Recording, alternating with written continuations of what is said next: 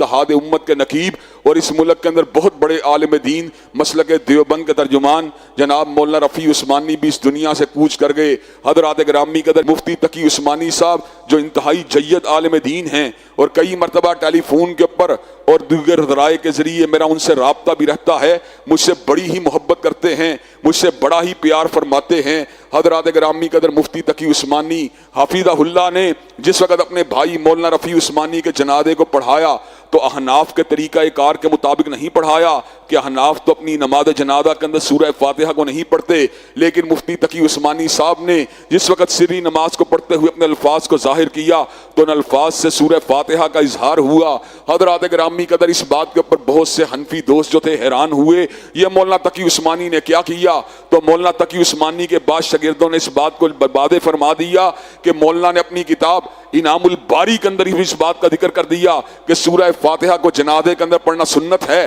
اور انہوں نے اس بات کو واضح کر دیا جب دلیل قوی ہو، جب دلیل راجح ہو تو اس موقع کے اوپر غیر حنفی مسلکوں سے استفادہ کیا جا سکتا ہے۔ حضرات گرامی قدر اگر یہ طرز عمل ہو، اگر رجوع الحدیث کا یہ جذبہ ہو اور رجوع الکتاب و سنہ کا یہ طرز عمل ہو تو اللہ تبارک و تعالیٰ کے فضل و کرم سے ملک کے اندر سے فرقہ واریت کو مٹایا جا سکتا ہے، ملک کے اندر بین المسالک ہم آہنگی کو فروغ دیا جا سکتا ہے۔ حضرات گرامی قدر مفتی تقی عثمانی نے جن روایات کو آگے بڑھایا، میں یہ بات سمجھتا ہوں ان روایات کو اس معاشرے کے اندر آگے بڑھانے کی ضرورت ہے، اور ائمہ سے پیار کرنے کے باوجود، ان سے محبت رکھنے کے باوجود اور ان سے نسبت رکھنے کے باوجود اصل بات کیا ہے؟ اصل بات رجوع الکتاب و سنہ ہے، اصل بات اللہ تبارک و تعالیٰ کا قرآن ہے اور کملی والے کا فرمان ہے۔ حضرات گرامی قدر میں اس موقع کے اوپر ان کے ساتھ، ان کے خاندان کے ساتھ اور ان کے تلامذہ کے ساتھ اظہار تعزیت بھی کرتا ہوں، اور مفتی صاحب کے انداز کا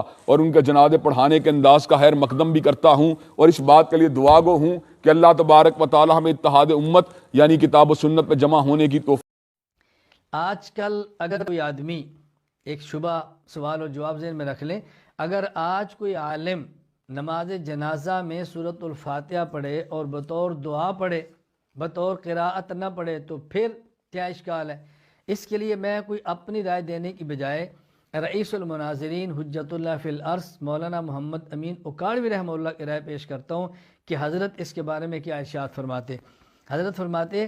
حنفی مسلک میں سبحانک اللہم بالاتفاق ثنا ہے، لیکن جنازہ میں فاتحہ اگر بنیت ثنا پڑھی جائے تو گنجائش ہے، اگر قرات کی نیت سے پڑھی جائے تو مکروہ تحریمی ہے، چونکہ عوام کے اس باریک فرق کا لحاظ رکھنا مشکل ہے، اور آن حضرت صلی اللہ علیہ وسلم کا حکم دع ما یریبک الی ما لا یریبک ہے، یعنی مشکوک چیز کو چھوڑ کر غیر مشکوک چیز پر عمل کرو، تو فاتحہ پڑھنے میں مکروہ تحریمی ہونے کی وجہ سے گناہ کا خطرہ موجود ہے، اور سبحانک اللہم پڑھنے سے کوئی خطرہ نہیں، اس لیے فاتحہ سے پرہیز میں ہی احتیاط ہے۔